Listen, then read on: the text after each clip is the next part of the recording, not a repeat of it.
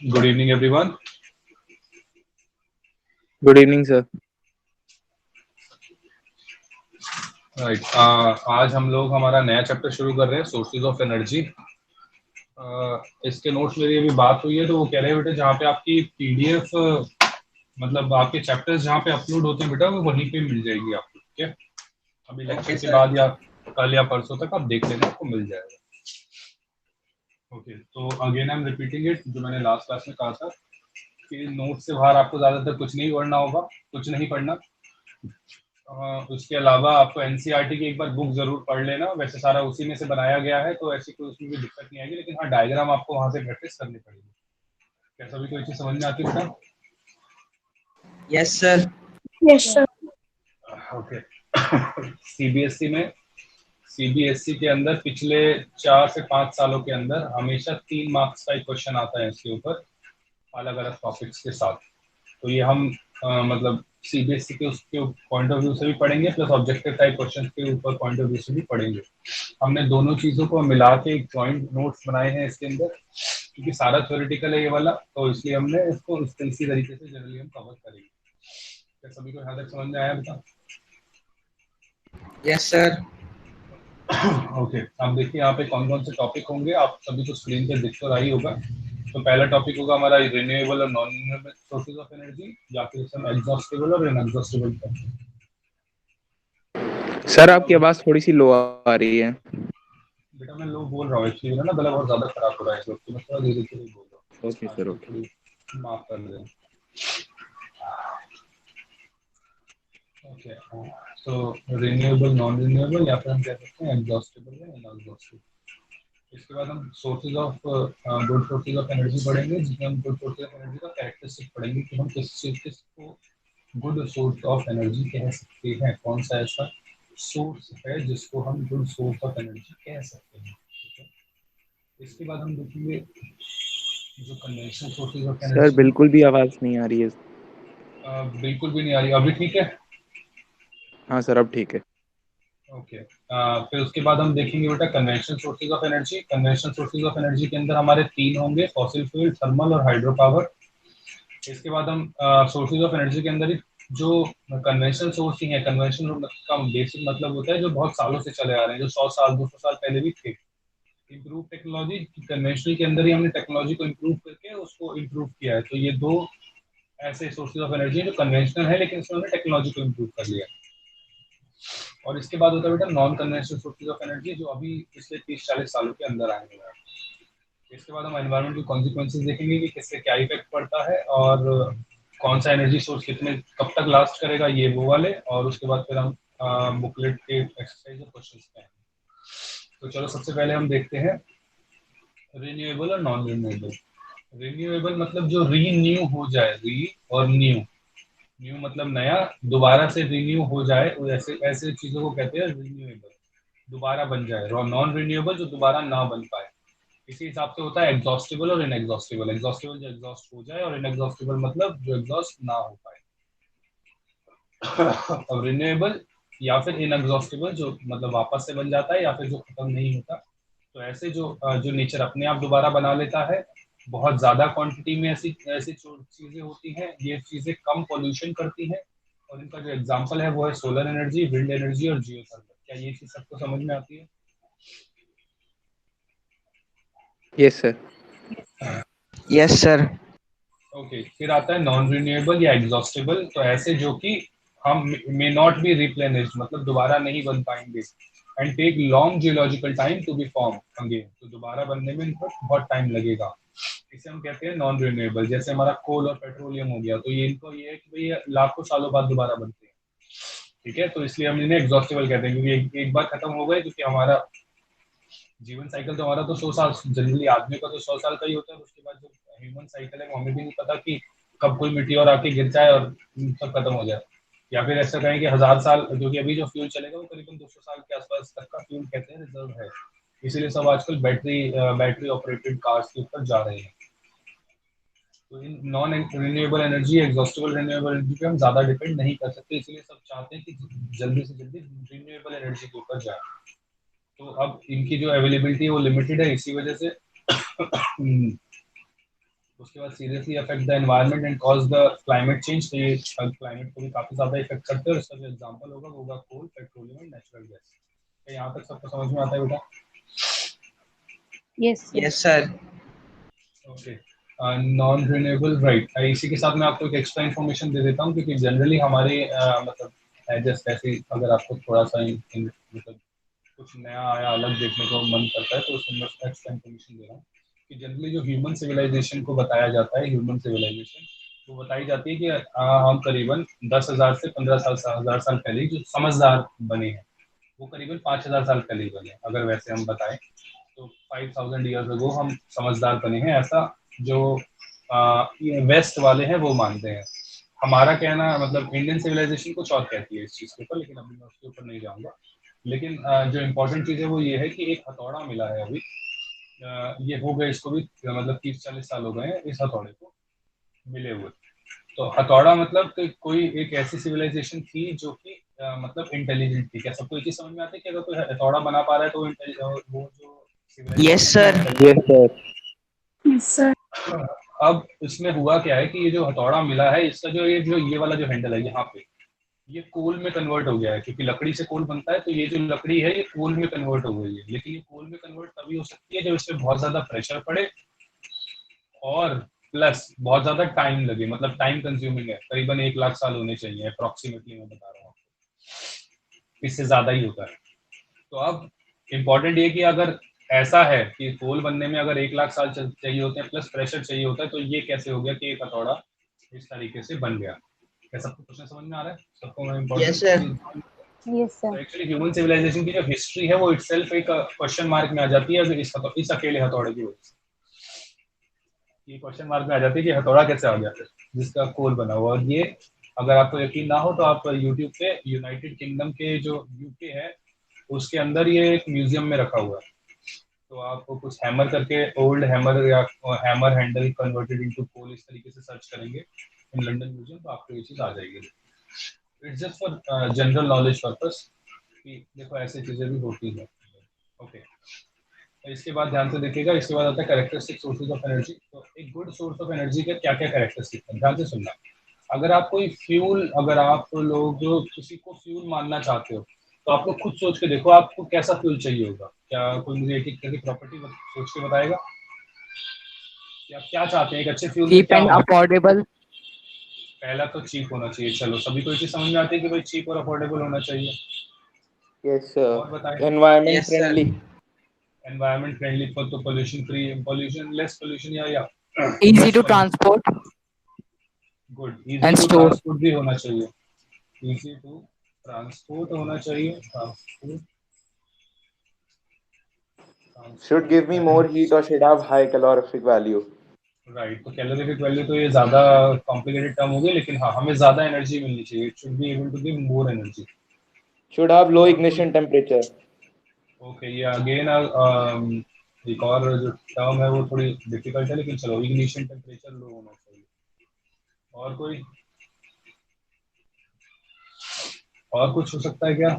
Cheap and affordable हो गया, less Safe pollution हो to गया, handle. सेफ टू हैंडल भी होना चाहिए। बिल्कुल सही है। क्या सभी को समझ में आ पा रहा है बेटा क्या क्या चीजें हो रही हैं? Yes, sir. Yes, sir. Okay, Yes, sir. More energy का देखो मतलब क्या है। मोर एनर्जी में एक बच्चे ने बोला कैलोरीफिक वैल्यू, कैलोरीफिक वैल्यू तो उसे पता है, इसीलिए उसने कैलोरीफिक वैल्यू का नाम लिया है। बाकी के लिए मैं बता दूं कि अगर मान लो आपने 1 किलोग्राम फ्यूल लिया, कोई भी फ्यूल लिया, वो आपको कुछ, जब आप उसको जलाओगे तो आप उसका वो आपको एनर्जी देगा। क्या ये सबको समझ में आता है? क्या ये Yes, सबको समझ sir. में आता है बेटा? Yes, sir. ओके, तो जो फ्यूल ज्यादा एनर्जी देता है मतलब तो energy per unit volume, energy energy per unit mass, energy per unit mass जो होता है इसे हम कहते हैं कैलोरीफिक वैल्यू। तो इसका मतलब क्या है? मान लो 1 किलोग्राम मैंने मास लिया, एक एनर्जी देता है 1 किलो जूल, 1 किलो जूल, और दूसरी देता है 1300 किलो जूल। तो सबको समझ में आता है कि 1300 किलो जूल ज्यादा अच्छा होगा कैलोरीफिक वैल्यू के हिसाब से। Yes, sir. Yes, sir. सभी को यहाँ तक समझ में आता है बेटा? Yes, Yes, sir. sir.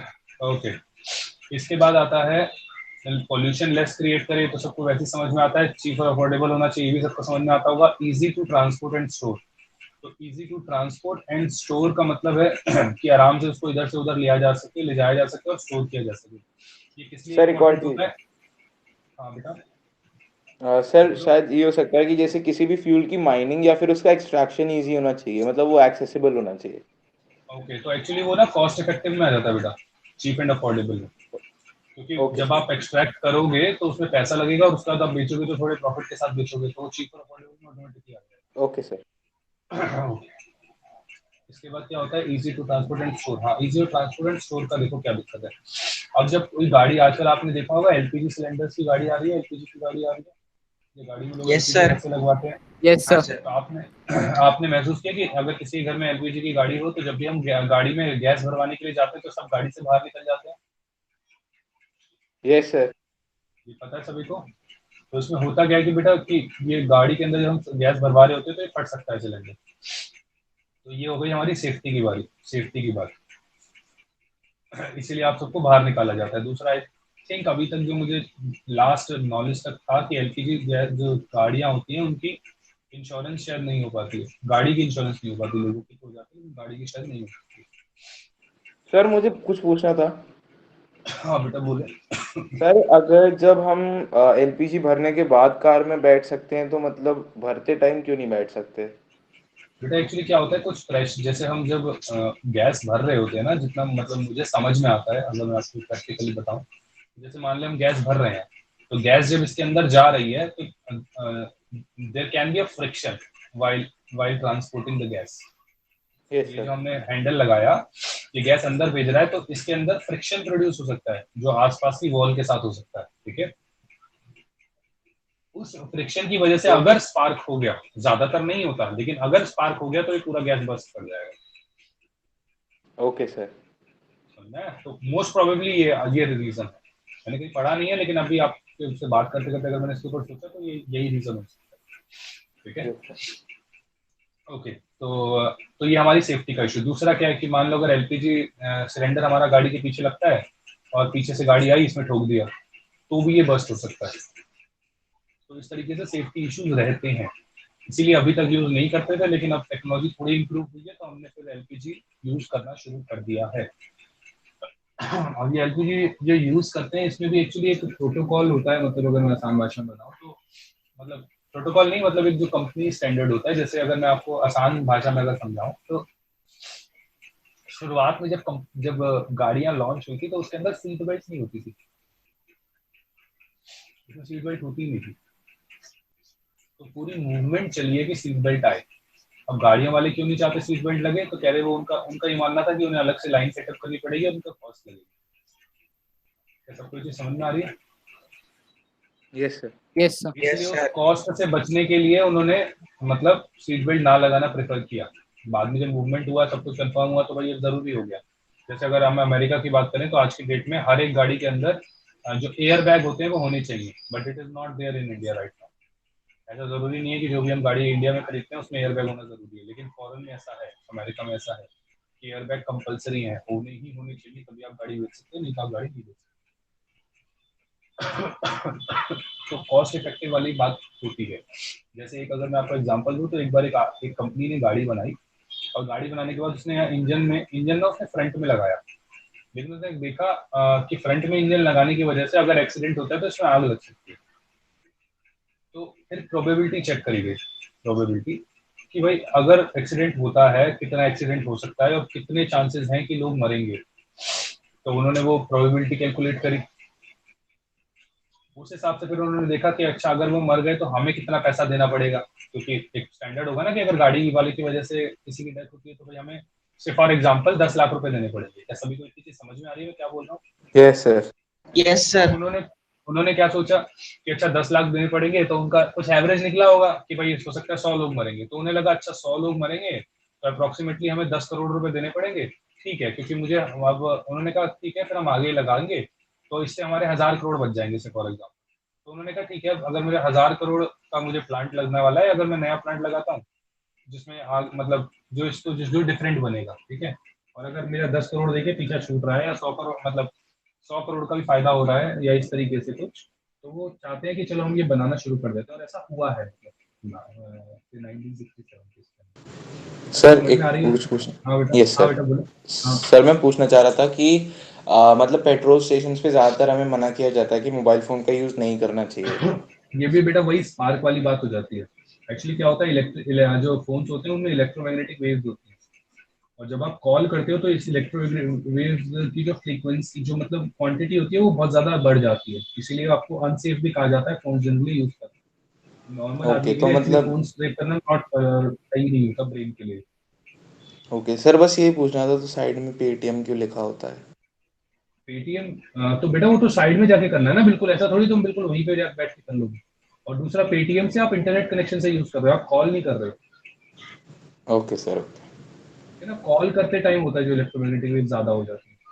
Internet वगैरह तो आजकल सब में फोन में चलता है, तो वो कंसिस्टेंट हो गया। Okay sir. क्लियर है ये चीज? Yes, sir. ओके। ओके, ये अब कहानी खत्म। इसके बाद लेस पॉल्यूशन होना चाहिए। अब देखो पॉल्यूशन के ऊपर एक और कहानी बताता हूँ आपको। पॉल्यूशन के अंदर क्या हुआ था, एक साइंटिस्ट थे, नाम लोग आप लोग मुझे बताएंगे। उसने ना बाद में सर्च करना, उसको बहुत सारे अवार्ड मिले। क्यों? क्योंकि उसने दो गैसेस सर्च बनाई। एक बनाई उसने क्लोरोफ्लोरोकार्बन, CF, क्लोरोफ्लोरोकार्बन, CCF3 होता है शायद, CCF3, I am not sure. Chlorofluorocarbon अभी लिखो बस। CFC sir. CFC होते। क्लोरोफ्लोरोकार्बन उसने एक गैस बनाई जो कि हम फ्रिजेस में यूज करते हैं। और दूसरा उसने कहा कि हम ना लेड को यूज करें अगर इंजन के अंदर, तो इंजन की एफिशिएंसी इंप्रूव हो जाती है। इंजन की एफिशिएंसी इंप्रूव हो जाती है, और इंप्रूव भी बहुत ज्यादा इंप्रूव। मतलब अगर आपकी इंजन की एफिशिएंसी 30 to 40% रहती है, तो अगर आप लेड यूज कर लेते थे तो जो इंजन की एफिशिएंसी होती थी वो 60 to 70% के बीच में इंप्रूव हो जाती है। ऐसा भी कोई चीज समझ में आ रही है? सेकंड लाइन रिपीट करिएगा सर, वो यस आपकी सर। आवाज लो हो गई थी। ओके, मैं कह रहा था बेटा कि दूसरी साइंटिस्ट ने दो चीजें फाइंड आउट करी। एक उसने फाइंड आउट किया CFC, क्लोरोफ्लोरोकार्बन, जो उसने फ्रिजेस में यूज किया। और दूसरा उसने फाइंड आउट किया लेड को अगर हम इंजन के अंदर डालते हैं तो जो एफिशिएंसी होती है वो 30 to 40% तक इम्प्रूव, सॉरी, अगर इंजन 30 to 40% है, एक्चुअली जो 20-30% ही होती है, लेकिन चलो लेट इट बी 30 to 40% है, तो जो एफिशिएंसी है वो इंक्रीज हो जाती है 50 to 70% तक। क्या सब कुछ समझ में आई? Yes sir. अब हुआ क्या कि इस साइंटिस्ट को बहुत सारे अवार्ड मिले, मतलब बहुत सारे अवार्ड उस टाइम पे। लेकिन 10 साल बाद देखा गया, या 5 साल बाद अप्रोक्सीमेटली देखा गया, कि जहाँ पे ये लेड इंजन जहाँ पे यूज हो रहे थे, वहाँ पे जो बच्चे थे, जो बेबीज थे, उनका जो ब्रेन था वो डैमेज मिला। जो भी बच्चे नए न्यू बॉर्न जो भी पैदा होते थे, न्यू बॉर्न, उनके जो ब्रेन थे वो डैमेज थे। या फिर जो परसेंटेज होती थी, क्योंकि जनरली देखो ऐसे बच्चे होते हैं, लेकिन उनकी परसेंटेज होती है अप्रोक्सीमेटली कि वो 0.001% ही होंगे या 0.002% ही होंगे। अब ये वाली जो परसेंटेज थी ये ड्रास्टिकली बढ़ गई उस एरिया में। क्या सबको ये चीज समझ में आ रही है? Yes yes sir.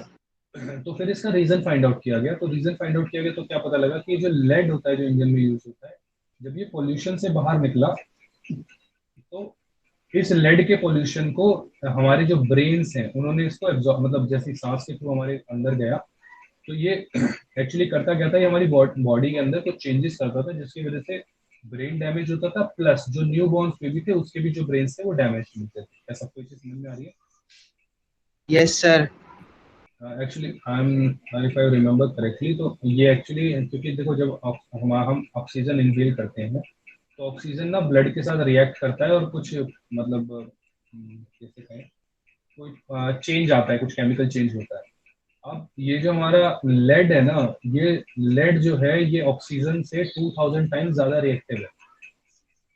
इसका मतलब अगर एक जगह पे लेड होगा और एक जगह पे ऑक्सीजन होगी, ऑक्सीजन O2,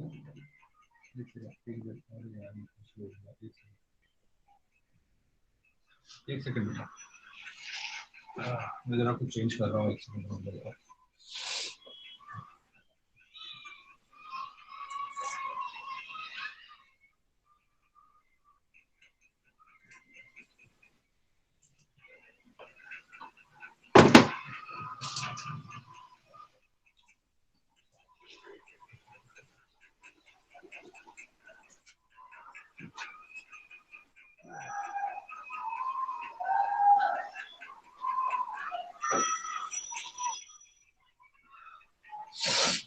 सभी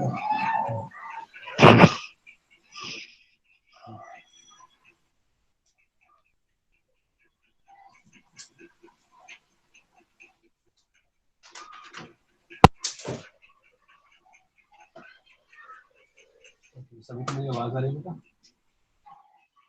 यस सर। ओके, तो बेटा वो सेइंग वाज कि अगर एक गैस जो हमने गैस इनहेल करी उसके अंदर अगर लेड हो या फिर ऑक्सीजन हो और दोनों को अगर ब्लड के साथ रिएक्ट करना है, तो एक्चुअली लेड पहले कर जाएगी और ऑक्सीजन नहीं कर पाएगी, जिसकी वजह से ये दिमाग में क्लॉटिंग तक कर देता है, मतलब बॉडी के अंदर या दिमाग के अंदर क्लॉटिंग कर देता है, क्लॉटिंग हो जाती है इससे। और हमें हेलुसिनेशंस होती हैं और जल्दी ही डेथ भी हो सकती है, लेड इतना खतरनाक होता है। तो जिस साइंटिस्ट को इन दोनों डिस्कवरीज के लिए बहुत सारे अवार्ड मिले थे, उसके सारे अवार्ड लिए गए पहले, तो क्योंकि पता लगा कि ये लेड वाला कॉन्सेप्ट तो बहुत खराब है। क्या सबको इतनी चीज समझ में आ रही है? Yes sir. और करीबन 20 साल बाद ये पता लगा कि जो CFC है, क्लोरोफ्लोरोकार्बन, ये एक्चुअली ओजोन लेयर को डिप्लीट करती है। तो जिस साइंटिस्ट को इनिशियली में बहुत ज्यादा फेम मिली, उसने एक्चुअली सबसे ज्यादा खतरनाक काम किया था डिप्लीशन या हेल्थ। क्या सभी को चीज समझ में आई है? तो इसलिए पोल्यूशन काफी ज्यादा इंपॉर्टेंट रहता है हम लोगों के लिए, कि पोल्यूशन तो कम करे ही करे, प्लस इतना कम करे कि भाई किसी को हार्म ना हो। ठीक है, आई थिंक सभी को समझ में आ रहा है क्या यहाँ तक? Yes sir. Yes sir. Yes sir. देखो, अब होता क्या है बेटा कि जितना जितना जैसे जैसे से टाइम गुजर रहा है, as a time is passing, तो हमारे व्हीकल्स तो हमारे हो रहे हैं भाई, कि हमारे ज्यादा एफिशिएंट हो रहे हैं, तो एफिशिएंसी हमारे व्हीकल्स की बढ़ रही है। ठीक है, लेकिन हो क्या रहा है, नंबर ऑफ जो व्हीकल्स हैं वो भी दिन पर दिन बढ़ते जा रहे हैं, जिसकी वजह से पोल्यूशन भी एक्चुअली बढ़ ही रहा है। In spite of increase in efficiency, pollution कम होना चाहिए था, लेकिन क्योंकि हमारे यहाँ पे व्हीकल्स के ऊपर कोई कंट्रोल नहीं है, इस वजह से पोल्यूशन हमेशा बढ़ता ही है। क्या सबको समझ में आ रहा है मेरी बात?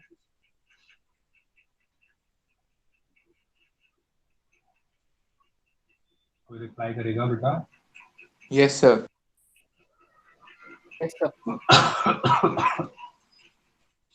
राइट, तो इंडस्ट्रीज से भी होता है, प्लस पोल्यूशन का भी होता है, मतलब जो हमारे व्हीकल्स होते हैं क्योंकि दिन पर दिन बढ़ते जा रहे हैं, तो इनका पोल्यूशन भी एक्चुअली। और आप लोग तो दिल्ली NCR रीजन में रहते हैं, तो आप लोगों ने तो चीजें देख ही रखी है कि ऐसे सर्दियों के अंदर धुंध हो जाती है। धुंध क्या मतलब, फॉग हो जाता है, और एक्चुअली फॉग भी नहीं होता, स्मॉग होता है, तो स्मॉग हो जाता है, तो वो स्मोक से ही रिलेटेड है एक्चुअली।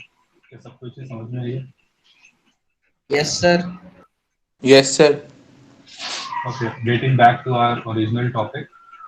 तो हम क्या कह रहे थे कि जो कैरेक्टरिस्टिक होती है गुड फूड की, वो क्या क्या रहेगी कि large amount of per unit volume या पर यूनिट मास जो है फ्यूल जलना चाहिए। इसके बाद मतलब एनर्जी मिलनी चाहिए। इसके बाद इजीली आराम में मिलना चाहिए, आराम से स्टोर या ट्रांसपोर्ट होना चाहिए, चीप भी होना चाहिए, सेफ और कन्वीनियंट होना चाहिए यूज के लिए। अच्छा, सेफ और कन्वीनियंट के ऊपर एक और बताते हैं। एक्चुअली में बेटा जो कैलोरीफिक वैल्यू है वो सबसे ज्यादा जो होती है वो होती है हाइड्रोजन,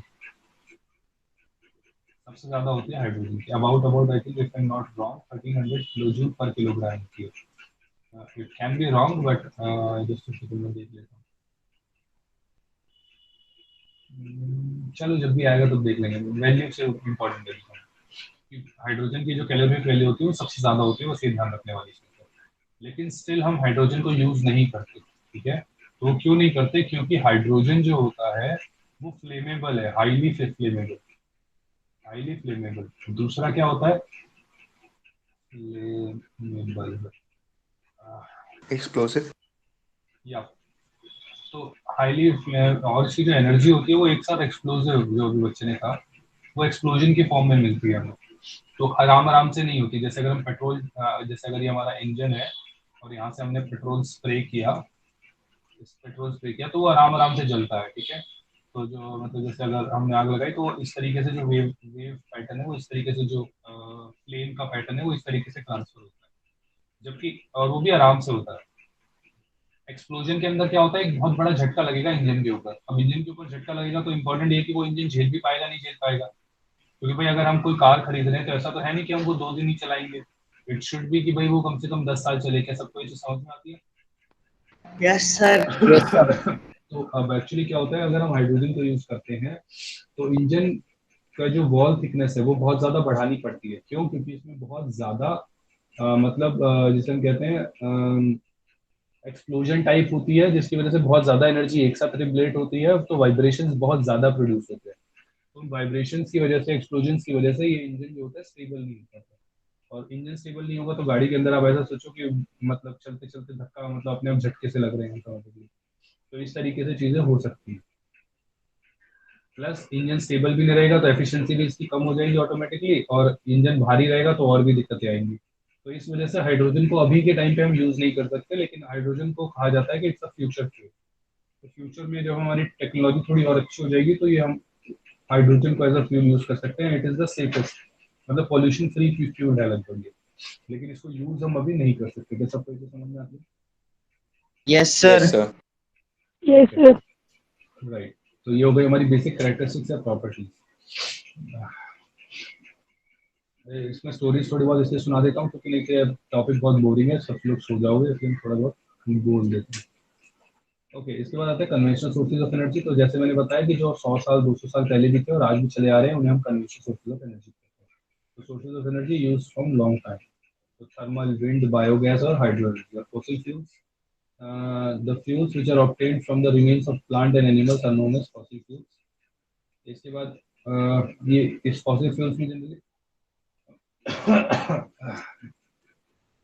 तो एनर्जी जो होती है इज द फ्यूल। अच्छा, किसी भी फ्यूल के अंदर जैसे हमारे पास फ्यूल है तो मैंने बर्न किया तो इसमें से एनर्जी मिलती है। क्या सभी कोई चीज समझ में आती है? Yes sir. Yes Yes, sir. sir. तो हम क्या कहते हैं भाई, अब ये एनर्जी कहाँ थी, तो ये इसके अंदर स्टोर होनी चाहिए।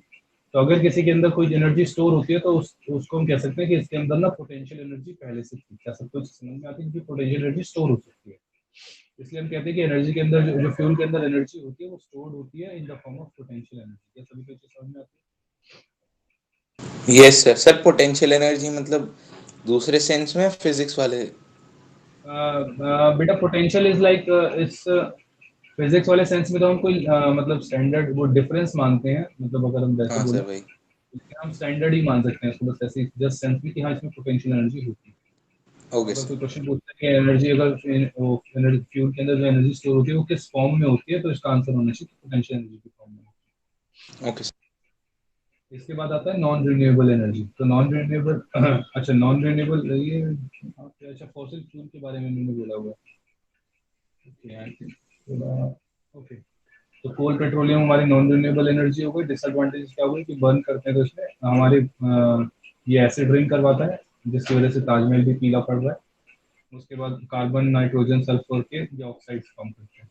तो carbon dioxide, nitrogen dioxide, carbon monoxide, sulphur dioxide, इस तरीके से ये गैसेस प्रोड्यूस करते हैं। क्या सभी को चीजें समझ में आती है? Yes sir. तो CO, yes sir. CO, NO2, NO, इस तरीके से। ओके, इसके बाद आता है thermal power plant. Thermal power plant में जो जिसमें हीट दे के हम पावर, थर्मल मतलब हीट, तो हम क्या करते हैं फॉसिल फ्यूल्स को बर्न करते हैं, जैसे कि कोल हो गया। ठीक है, अब कोल वगैरह को हमने बर्न किया, बर्न करके हमने उसमें जो वाटर, जो वहाँ पे आसपास वाटर है उसको भाप में कन्वर्ट करते हैं। भाप में कन्वर्ट करने के बाद उसके बाद हम उसको हाई प्रेशर, जिसे हम कहते हैं हाई प्रेशर मशीन से हम टरबाइन के ऊपर फेंकते हैं। जब टरबाइन के ऊपर फेंकते हैं तो टरबाइन घूमता है, और टरबाइन घूमता है तो इलेक्ट्रिसिटी प्रोड्यूस होती है। सभी को चीज समझ में आती है? अब एक्चुअली आपको टरबाइन घूमने से इलेक्ट्रिसिटी प्रोड्यूस होती है, आपको actually magnetic effect of current में कराना चाहिए था, कराएंगे। लेकिन अभी एक्चुअली वो सीबीएसई में नहीं है, तो हम इसको after completing all the chapters उसके बाद हम आराम से इसको करेंगे। क्या सबको चीज समझ में आ रही है? क्योंकि ये वाला चैप्टर थोड़ा डिफिकल्ट भी है, तो आराम से इसको तसल्ली से निपटाएंगे। क्या सभी को क्लियर है वाली चीज? Yes sir. Yes, sir. sir. एक बार ये वाली चीजें कर रहे हैं। इसके बाद क्या हुआ, लोकेट ये जनरली जो होता है थर्मल पावर प्लांट, ये जहाँ पे कोल फील्ड्स होती है वहीं पर रखा जाता है, ताकि हमें इधर से उधर ट्रांसपोर्टेशन में ज़्यादा कॉस्ट ना हो, और सिर्फ इलेक्ट्रिसिटी को हमें ट्रांसमिट करना पड़े। ऐसा भी तो यहाँ तक समझ में आता है। Yes, sir. Yes sir. Okay, इसके बाद आता है बेटा हाइड्रो पावर प्लांट। हाइड्रो मतलब पानी, तो पानी से जो पावर प्लांट होता है, तो आसान भाषा में कि जो हमने देखा होगा, हम ना डैम्स बनाते हैं तो डैम्स में ऊपर से पानी छोड़ते हैं, नीचे टरबाइन होती है, टरबाइन के ऊपर पानी गिरता है, टरबाइन घूमती है, और टरबाइन घूमती है तो इलेक्ट्रिसिटी प्रोड्यूस होती है। क्या सभी को समझ में आ रही है? तो इसमें हो क्या रहा है Yes, कि हम sir. पोटेंशियल एनर्जी को पहले काइनेटिक एनर्जी में कन्वर्ट कर रहे हैं और फिर काइनेटिक एनर्जी को हम मैकेनिकल एनर्जी में कन्वर्ट कर रहे हैं। मैकेनिकल मतलब कि हमने टरबाइन को घुमाया तो ये मैकेनिकल एनर्जी में कन्वर्ट हो गया और मैकेनिकल एनर्जी उसके बाद इलेक्ट्रिकल एनर्जी में कन्वर्ट हो जाती है। क्या सभी को इसे समझ में आती है? Yes, sir. ओके, सभी सो गए हैं क्या? मुझे ऐसा लग रहा है कोई सिर्फ एक दो बच्चे की आवाज आ रही है मुझे। No sir. No, sir. No, तुम्हारी sir. ज्योति, तुम्हारी तो बिल्कुल भी आवाज नहीं आ रही है बेटा। Yes, sir. तो आवाज रेगुलर बोलते रहो, कुछ ना कुछ, ऐसे काम नहीं बनेगा। ओके, इसके बाद क्या होता है ध्यान से देखिएगा। यहाँ तक आई थिंक सबको समझ में आ गया होगा। अब हाइड्रो पावर प्लांट में नुकसान क्या होता है, problem associated with construction of dams. तो एक्चुअली क्या होता है बेटा, हम कहीं पे भी डैम नहीं बना सकते, पहली चीज तो ये, क्योंकि भाई कुछ पहाड़ों के साथ घिरा होना चाहिए, तभी हम कहीं एक जगह दीवार लगा दे ताकि वो पानी एक जगह से ही निकले। पहली चीज तो ये है। दूसरा प्रॉब्लम क्या होती है कि अगर मैं कहीं डैम बनाता हूँ तो वहाँ पे जो लोग रहते हैं उनको दिक्कत आएगी। क्या सबको ये चीज समझ में आती है? क्योंकि जहाँ पे पानी आ रहा है तो वहाँ एग्रीकल्चर 100% हो रहा होगा, और एग्रीकल्चर हो रहा होगा तो मतलब वहाँ पे लोग रह रहे होंगे। अगर लोगों से तुम जमीन लोगे तो तुम्हें वापस भी करनी पड़ेगी। क्या सबको ये चीज समझ में आती है? Yes, yes sir. Yes, sir. sir. अब Yes, इसको इस sir. तरह से मान लो कि अगर दिल्ली के अंदर कहें कि हम भाई डैम बना रहे हैं आपके घर के ऊपर, तो भाई आप कहोगे भाई हम कहाँ रहेंगे, ठीक है। और किसान के पास तो जमीन भी होती है, वो कहेगा भाई मैं तो जमीन से ही खाता पीता हूँ, तो मैं कहाँ जाऊंगा। तो इसलिए इन चीजों के लिए थोड़ी दिक्कत ज्यादा होती है क्योंकि ह्यूमन से इन्वॉल्व हो जाते हैं। इसके बाद एक दिक्कत और क्या होती है कि जहाँ पे आप डैम बनाते हो वहां पे एक्चुअली बहुत सारा पानी स्टोर्ड रहता है, राइट। तो अगर पानी स्टोर्ड रहेगा तो यहाँ पे जो जमीन है उसके ऊपर बहुत सारा प्रेशर पड़ेगा, और प्रेशर पड़ने की वजह से यहाँ पे छोटे छोटे, ज्यादा भारी नहीं लेकिन छोटे छोटे अर्थक्वेक्स भी आ सकते हैं। क्या सभी को ये चीज समझ में आती है? Yes sir. Yes, sir. Yes, sir.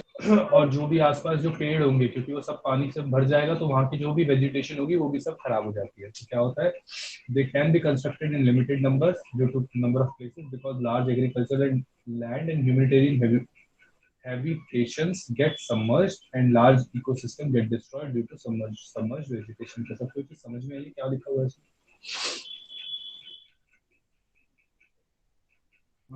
Yes, तो sir. क्लियर है बेटा ये? Yes sir. Yes, sir. Okay, ये तो थे हमारे कन्वेंशनल सोर्सेज जिसमें फॉसिल फ्यूल्स आए, हाइड्रो पावर प्लांट आए, थर्मल पावर प्लांट आए। इसके बाद आते हैं इम्प्रूव टेक्नोलॉजी। तो कन्वेंशनल सोर्सेज नहीं है लेकिन इसके अंदर टेक्नोलॉजी वो इम्प्रूव हो गई है। तो ये है चारकोल। तो चारकोल फ्यूल है जो हम यूज करते हैं। चारकोल क्या होता है, it is the purest, it is the most pure carbon, charcoal is the most pure carbon called char.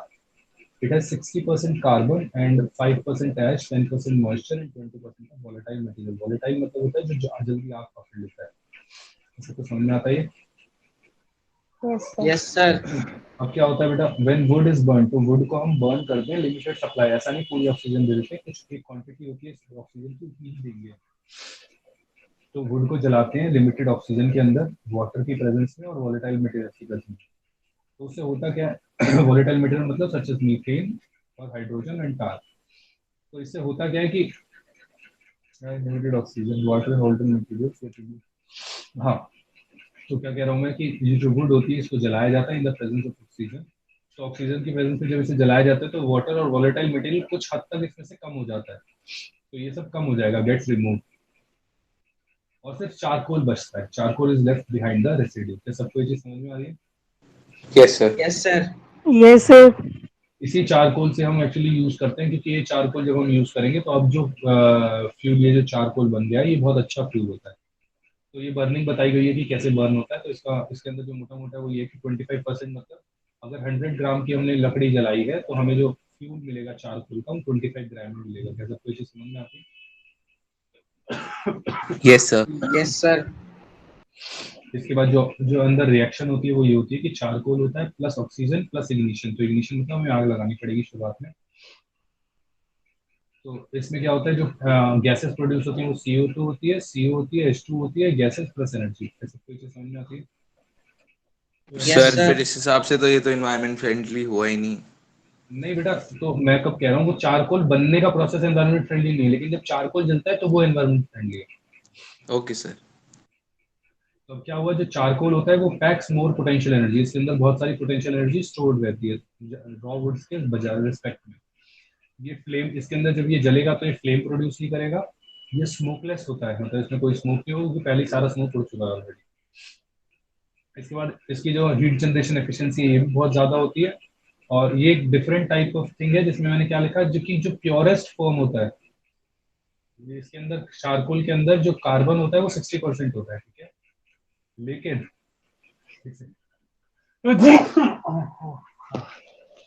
Sorry, हाँ एक्चुअली 2 दिन से काफी तबीयत खराब चल रही है। ओके, तो कोक जो होता है बेटा वो क्या होता है, प्योरेस्ट फॉर्म ऑफ कार्बन होता है, जिसके 90%, जिसमें जो 90% होता है वो कार्बन होता है। क्या सबको समझ में आता है? Yes sir. Yes sir. कोई क्वेश्चन पूछ Yes, सकता है sir. कि कोक के अंदर कितने परसेंट कार्बन है, तो आपको पता होना चाहिए, या कोई क्वेश्चन पूछ सकता है कि प्योरेस्ट फॉर्म ऑफ कार्बन क्या है, तो आपको पता होना चाहिए कि कोक। इससे 2 क्वेश्चन रिलेटेड हैं। ओके, इसके बाद फिर आता है बायोगैस। बायोगैस क्या कहता है बेटा, तो एक रिन्यूएबल एनर्जी सोर्स है जो कि हमें वुड, मेन्योर, गार्बेज और एनिमल और एग्रीकल्चर वेस्ट से मिलता है। अब बायोगैस में होता क्या है, बायोगैस प्लांट होता है जिसमें अप्रोक्सीमेटली कुछ इस तरीके से बना होता है। तो यहाँ से हम अपना जो वेस्ट होता है, जो मतलब किचन का वेस्ट होता है, प्लस जो हमारा एग्रीकल्चर का वेस्ट होता है, ठीक है, प्लस जो हमारे एनिमल्स का वेस्ट होता है, एनिमल्स वगैरह जो होता है, वो सब इसमें हम डाल देते हैं। तो इसके अंदर जब डालते हैं तो यहाँ पे करीबन 20 से 25 दिन रखा रहता है। तो यहाँ पे जो रिएक्शन होती है वो होती है एनारोबिक, एनारोबिक, एक सेकंड, आ गया ये रहा। तो एनारोबिक बैक्टीरिया होता है, एनारोबिक मतलब विदाउट ऑक्सीजन। तो ये बैक्टीरिया जो है विदाउट ऑक्सीजन ही काम करता है, जीता है। तो यहाँ पे ऑक्सीजन नहीं होती, तो एनारोबिक, इसलिए इसको कहते हैं एनारोबिक रिएक्शन, ये एनारोबिक प्रोसेस। तो एनारोबिक बैक्टीरिया क्या करता है, इस वाले जो भी आया है वेस्ट वगैरह जो भी आया है उसको ये सड़ाता है, और एनारोबिक बैक्टीरिया, राइट। और इसमें से फिर ये गैस प्रोड्यूस करता है। तो वो गैस तो हम यहाँ से बाहर निकाल लेते हैं और सीधी हमारी किचन में यूज हो जाती है। और ये जो वेस्ट बचा है इसको हम साइड से निकाल लेते हैं, और ये बहुत अच्छा मेन्योर का काम भी करता है। तो खाद जो होती है वो बहुत अच्छी बनती है। क्या सबको ये समझ में आ रहा है? Yes sir. Yes sir. Right, क्योंकि इस मेन्योर के अंदर जो रिच होता है, ये जो स्लरी, से स्लरी कहते हैं जो ये बचा हुआ है लास्ट में, ये जो स्लरी है वो रिच होती है नाइट्रोजन के अंदर और फास्फोरस के अंदर, जो कि एक्सोलेट मेन्योर होता है। तो क्वेश्चन पूछा जा सकता है कि जो स्लरी होती है वो किस चीज में रिच होती है, तो आपको पता होना चाहिए कि नाइट्रोजन और फास्फोरस में। क्या सबको ये चीज समझ में आ रहा है? Yes sir. Yes, yes sir. Sir. Okay, इसके बाद क्या होता है कि ये जो इस वाली चीज से, इसको हम गोबर गैस भी कहते हैं, जो हमारे ये जो बायोगैस निकलती है इसको हम गोबर गैस भी कहते हैं। उस गोबर गैस में मीथेन होता है, CO2 होता है, H2 और H2S, हाइड्रोजन सल्फाइड सल्फाइड। तो गैस के काम के लिए एक्चुअली काफी अच्छी होती है। तो हम लैंप जला सकते हैं इससे, हमारी गैस जो गैस के अंदर किचन के अंदर उससे यूज करते हैं। तो हमारी जो नॉर्मल गैस की हर एक घर सर, में जो गैस, हाँ बेटा। पर ये पॉल्यूशन भी तो बहुत क्रिएट करता है। हाँ बेटा करता है, लेकिन उसी के लिए तो हम थोड़ी बहुत, मतलब जो कहते हैं न्यू टेक्नोलॉजीज जो आ रही है वो इसीलिए तो इसको मतलब रिड्यूस करना चाह रही है। बस इसमें ध्यान क्या रखना पड़ता है कि एक्चुअली ओपन एयर में रहे, मतलब जो किचन हो वो थोड़ा खुला हुआ, ताकि जो आदमी काम कर रहा है उसके ऊपर कोई दिक्कत ना आए। सर इसको गोबर गैस ही क्यों कहते हैं? क्योंकि बेटा जनरली ये गाय के और भैंस के गोबर से ही बनती है। गोबर से बनता है। हाँ इसीलिए। अच्छा, रॉ मटेरियल इस वजह से। हाँ रॉ मटेरियल एक्चुअली गोबर ही रहता है, सबसे अच्छा एक्चुअली गोबर ही रहता है। ओके। IIT दिल्ली के अंदर भी एक्चुअली इसके ऊपर रिसर्च जो हुई थी, उसमें एक्चुअली इन्होंने कुछ व्हीकल्स के अंदर गोबर गैस से ही चला के देखा था, और काफी अच्छी भी चली। तो बाकी इसका मतलब ये है कि अगर आप छोटी छोटी कॉलोनीज के अंदर यूज कर रहे हैं तो ये काफी अच्छी एफिशिएंट रहती है। बस ये रहता है। ओके, इसका कैलोरीफिक, अच्छा इसमें बात होता है कि हमारे पास ना अलग अलग गैसेज है, तो उनकी कैलोरीफिक वैल्यू क्या है। जैसे इसके अंदर जो जनरल होता है, गोबर गैस के अंदर जो सबसे ज्यादा क्वांटिटी होती है वो होती है मीथेन की, ठीक है। और मीथेन काफी अच्छा कैलोरीफिक वैल्यू काफी अच्छी होती है। देखो कैलोरीफिक वैल्यू कितनी है इसकी, 55.5 मेगाजूल पर किलोग्राम। सबको दिख रहा है? Yes sir. Yes, हाइड्रोजन की sir. देखो मैंने 133 बोली थी, लेकिन 133 किलो जूल बोली थी, एक्चुअली किलो जूल नहीं होती, मेगा जूल होती है। ये मैंने गलत बोला था। ये रही हमारी 141.7 मेगा जूल पर किलोग्राम, किलो जूल नहीं है, मेगा जूल है। तो हाइड्रोजन की इतनी ज्यादा होती है, देखो 3 टाइम्स है इससे। अब इसमें एक चीज और होती है कि भाई मीथेन, अगर आपके पास क्वेश्चन कभी कभार आ जाता है मीथेन, इथेन, प्रोपेन और ब्यूटेन अगर आपको मिल जाए तो कैलोरी किसकी ज्यादा होगी? तो आसान भाषा में जिसके अंदर कार्बन कंटेंट कम होंगे उसकी एनर्जी ज्यादा होगी। तो आप लोगों को पता ही होगा मीथेन के अंदर CH4 होता है, इथेन होता है C2H6, यही होता है, यस सर। C3H8, ये ऐसे होता है ना। तो जिसके अंदर कार्बन की बॉन्डिंग ज्यादा होती है तो उसमें ज्यादा एनर्जी लगती है टूटने में, तो एनर्जी कम देता है, जबकि इसके अंदर ये एनर्जी हमें ज्यादा देता है क्योंकि एनर्जी कम लगती है इसे टूटने में। तो सभी को यहाँ तक समझ में आया है? Yes sir. Sir Yes, sir. Sorry. Okay, इसका डायग्राम आप बायोगैस का एक बार अपने बुक से एक बार कंफर्म कर लेना, ठीक है? उसी में से आपको को देखना है, बाकी मोटा मोटा मैंने आपको यहाँ बता दिया, कुछ ऐसा ही होता है। इसके बाद होता है बायोगैस, जो होता है वो एक्सीलेंट फ्यूल है क्योंकि इसमें 75% जो है मीथेन है। तो एक क्वेश्चन आपका यहाँ बन जाता है कि बायोगैस के अंदर कितने परसेंट मीथेन होते हैं? 75%। इसके बाद ये जो बर्न होता है वो स्मोक विदाउट स्मोक होता है, तो ये भी अच्छी चीज है। इसके बाद इट लीव्स नो रेसिड्यू, तो ये कोई रेसिड्यू भी नहीं छोड़ता, मतलब जलेगा तो कोई स्मोक भी नहीं छोड़ता, और जो डस्ट पार्टिकल्स टाइप होते हैं वो भी नहीं छोड़ता, रेसिड्यू भी नहीं छोड़ता। इसके बाद इसकी हाई हीटिंग कैपेसिटी होती है और it is used for lighting also. तो जनरली जो बायोगैस स्टोव वगैरह होते हैं जो मैंने आपको बताया, क्या सभी को यहाँ तक समझ में आता है? Yes sir. Yes, sir. Actually इसका बनने में जो जब ये गैस बनती है तो पोल्यूशन शायद ज्यादा होता है, इस वजह से इसकी इसकी फिजिबिलिटी में दिक्कत आ रही है। लेकिन अगर इसको बर्निंग बर्निंग की बात करें तो इसमें कोई पोल्यूशन नहीं। ओके।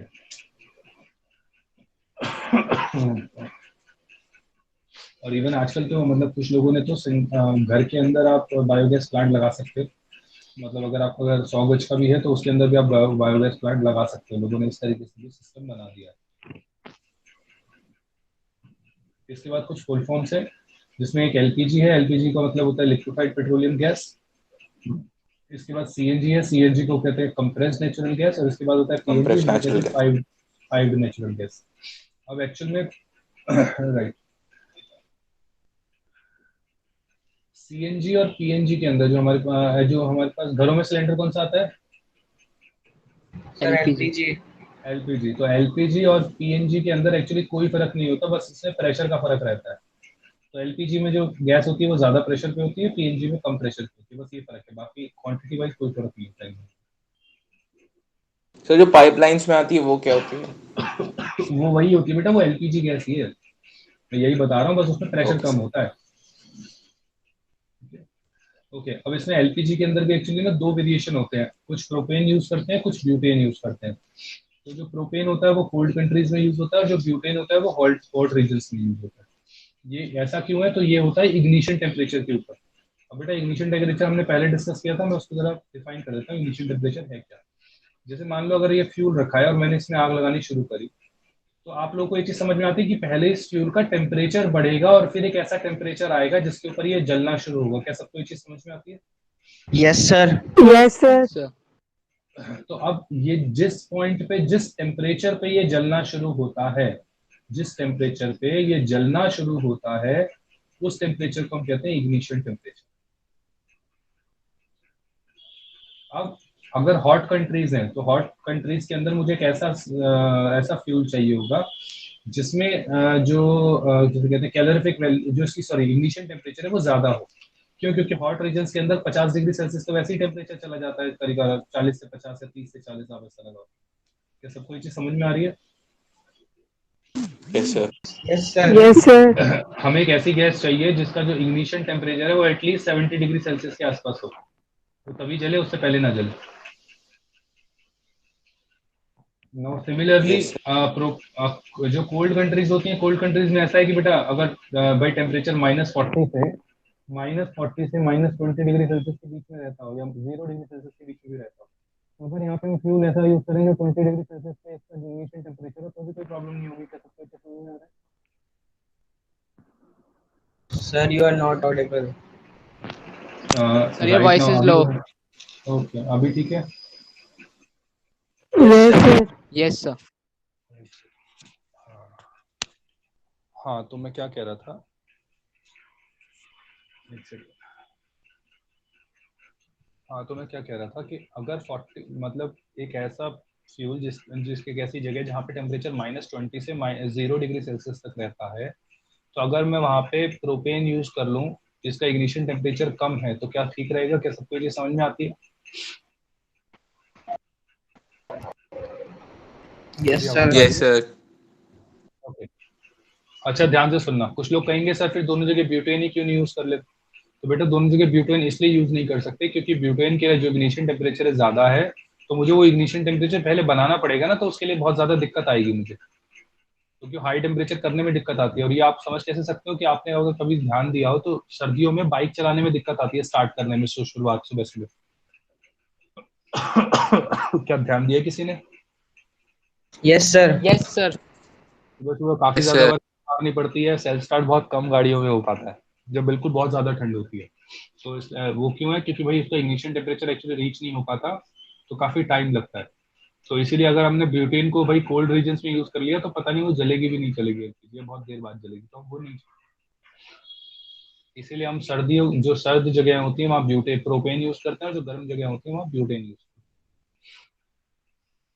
ओके, इसके बाद आता है बेटा विंड एनर्जी। विंड एनर्जी क्या होता है? तो विंड एनर्जी के अंदर क्या होता है कि जो हवाएं चलती हैं, अब हवाएं चलती क्यों है? तो एक्चुअली में देखो होता क्या है कि ये जमीन है, ये जमीन है, ये पानी है, ठीक है।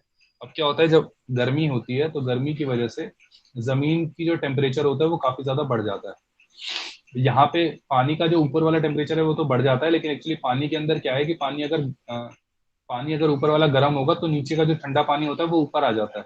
तो ये जो मॉलिक्यूल्स हैं वो एक्चुअली ऊपर नीचे कर सकते हैं। क्या सबको ये चीज समझ में आती है? Yes, sir. तो अब यस होता सर। क्या है कि जो नीचे वाले हैं कम टेम्परेचर वाले वो ऊपर आएंगे तो इनका जो टेम्परेचर है वो स्टैंडर्ड मेंटेन रहता है, लेकिन ऊपर वालों का क्या होता है कि ये जो जमीन है उसका टेम्परेचर बढ़ेगा, क्योंकि जमीन के पार्टिकल्स तो है नहीं, नीचे चले जाएंगे। तो होता क्या है, यहाँ पे हाई टेम्परेचर हो जाता है और यहाँ पे लो टेम्परेचर हो जाता है। तो अब जब भी ऐसा होता है तो जो हवा होगी वो हमेशा हाई टेम्परेचर से लो टेम्परेचर की तरफ जाएगी। तो इसीलिए ये जो हवा है वो इस तरह फ्लो करती है, जिसे हम कहते हैं मतलब जैसे ब्रीज, जो हवाएं चलती हैं वो इस वजह से चलती है। क्या सबको समझ में आ रहा है ये वाली चीज? Yes, sir. Yes, sir. Yes, sir. अब सिमिलरली यही होता है ठंड के टाइम में। ठंड के टाइम में क्या होगा कि जमीन जो होगी वो ज्यादा ठंडी हो जाएगी और पानी का जो टेम्परेचर है वो बढ़ा रहेगा। क्यों? क्योंकि नीचे वाला पानी वापस से वही ऊपर आ जाएगा टाइप का, ठीक है। तो इसमें क्या होगा कि जब यहाँ का टेम्परेचर ज्यादा होगा तो अब क्या होगा, हवाएं जो होगी वो इस डायरेक्शन में चलेंगी। क्या सबको दोनों चीज समझ में आती है? Yes, sir. तो पहला तो यस ये तो सर। कॉन्सेप्ट हो गया हमारा विंड एनर्जी का कि विंड एनर्जी फ्लो कैसे करती है। अब विंड एनर्जी को हम इलेक्ट्रिसिटी में कैसे यूज कर सकते हैं? तो बेटा हम क्या करते हैं, बड़े बड़े फैंस लगा देते हैं मोटर के साथ, और यहाँ पे हवा चलेंगी और हवा चलेंगे तो ये घूमने लगेंगे। अब ये घूमने लगेंगे तो भाई हमें ना कुछ जगह चाहिए होती है इनको लगाने के लिए। ऐसा नहीं है कि हम एक पंखा लगाएं और बस एनर्जी मिल गई हमें, तो काफी बड़ा एरिया चाहिए होता है। तो उसके लिए हमें मिनिमम जो एरिया चाहिए वो 2 हेक्टेयर चाहिए होता है 1 मेगावाट एनर्जी के लिए। क्या सबको ये चीज समझ में आ रही है? Yes, sir. सर हेक्टेयर को दूसरे यूनिट्स के रिलेशन में कैसे एक्सप्रेस कर सकते हैं? बेटा वो तो एक बार आप ऑनलाइन देख लेना, ऐसे कोई वो तो है नहीं। 2 हेक्टेयर मीटर स्क्वायर में मतलब मुझे भी देखना पड़ेगा एक्चुअली, लेकिन जनरली जो आता है वो इसी टर्म्स में आता है। आपका एनसीईआरटी में इसी टर्म्स में दे रखा है, तो आप इसी टर्म्स में याद कर सकते ओके सर। हैं, आपको दूसरे में आएगा। बाकी स्टिल आप एक बार देख सकते हैं ऑनलाइन। ओके, एक सेकंड रुको, मैं आपको देख के बता ही देता हूँ। एक सेकंड रुको।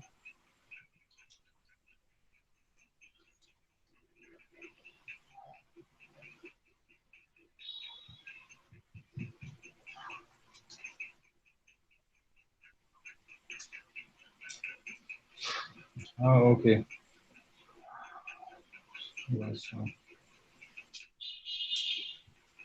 ओके बेटा 1 हेक्टेयर के अंदर 1000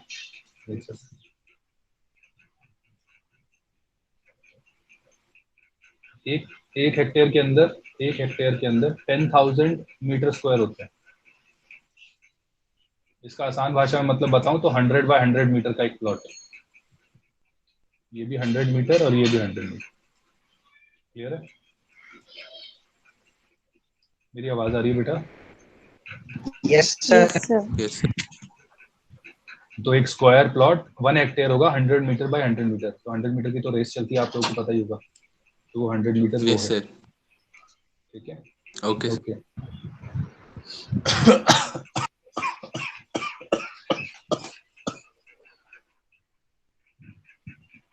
ओके, इसके बाद अगर मैं कहता हूँ राइट, ओके, इसके बाद क्या है कि जो एडवांटेजेस होती हैं वो क्या होते हैं कि इको फ्रेंडली होती है, रिन्यूएबल होता है ये। इसके बाद एफिशिएंसी जो होती है वो जो इसकी ये एफिशिएंट होती है, और इसके ऊपर अगर एक बार हमने खर्चा कर दिया तो रिकरिंग कॉस्ट ज़्यादा नहीं होती। क्या सभी कोई चीज़ समझ में आती है? Yes sir. Yes sir. Okay, इसके डिसएडवांटेजेस क्या है बेटा कि इसको मतलब एस्टेब्लिशमेंट ये बहुत कम जगहों पे लगाई जा सकती है। क्यों? क्योंकि इसके अंदर जो मिनिमम स्पीड चाहिए होती है वो 15 किलोमीटर पर आवर चाहिए होती है, जो कॉन्टिन्यूसली बहे। मतलब 24 घंटे 15 किलोमीटर पर आवर अगर चलेगी कहीं पे हवाएं, तो ही हम उसको यूज कर सकते हैं, इसको नहीं तो नहीं यूज करेंगे। तो इसका मतलब ये क्वेश्चन भी आपका इंपॉर्टेंट हो जाता है कि आप मतलब ये पूछा जा सकता है कितनी विंड एनर्जी स्पीड चाहिए होती है। इसके बाद इसके लिए लार्ज एरिया चाहिए होता है लगाने के लिए, तो इनिशियल कॉस्ट होती है वो बहुत ज़्यादा होती है, और अगर कुछ दिक्कत हो गई तो फिर मेंटेनेंस भी ज़्यादा होगी। वैसे जनरली मेंटेनेंस इसकी चाहिए नहीं होती, एक बार लग गया तो लग गया, लेकिन अगर इसमें कुछ दिक्कत आ गई तो फिर मेंटेनेंस भी चाहिए होगी। क्या सब कुछ समझ में आ गई है मोटा मोटा? Yes sir. ओके, इसके बाद आपने बेटा non conventional sources of energy. Non conventional sources of energy में क्या होता है? तो इसमें न्यू टेक्नोलॉजीज हैं फॉर जो जनरेशन में आती है, जैसे सोलर हो गया, टाइडल हो गया, वेव और न्यूक्लियर एनर्जी। टाइडल और वेव तो हमारी समंदर से रिलेट हो जाती है, सोलर एनर्जी हमारी हीट से सन से रिलेट हो जाती है, और न्यूक्लियर एनर्जी हमारी जो ये भी कहीं ना कहीं सन में ही होती है, वो बाकी हम देखेंगे। तो सोलर एनर्जी क्या है? जो सूरज से हमें एनर्जी मिलती है। अब कहते हैं भाई सूरज जो है वो हमारा 500 करोड़ साल पुराना है, 5 बिलियन ईयर्स अगो, और ये 500 करोड़ साल और चलेगा। तो हमारा अभी कोई सोलर एनर्जी में कोई दिक्कत है नहीं अगले 500 करोड़ साल, अब बजाय हम अगर टिक गए तो ये हमें अब एनर्जी देता रहेगा। तो जो सोलर एनर्जी है वो फॉलिंग जो हमारे पर यूनिट एरिया पे पड़ रही है, इसको हम कहते हैं सोलर कांस्टेंट। तो सोलर कांस्टेंट का जो वैल्यू होती है 1.4 इंटू 1.4 किलोवाट पर मीटर स्क्वायर होती है।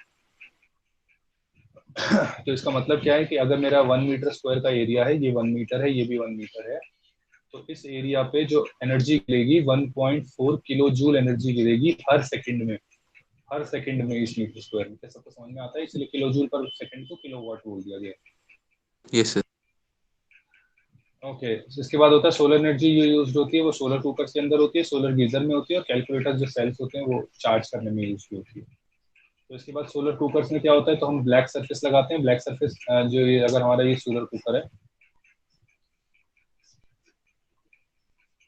तो इसके अंदर ये अंदर जो होता है वो ब्लैक सरफेस लगा होता है। इसके बाद एक प्लेन मिरर लगा होता है, तो प्लेन मिरर कुछ ऐसा लगा होगा इस तरीके से, ठीक है? मतलब कुछ इस तरीके से, कुछ इस तरीके से, ताकि ये जो लाइट है, जो भी लाइट है वो सीधा टकरा के अंदर जाए, कुछ ऐसे।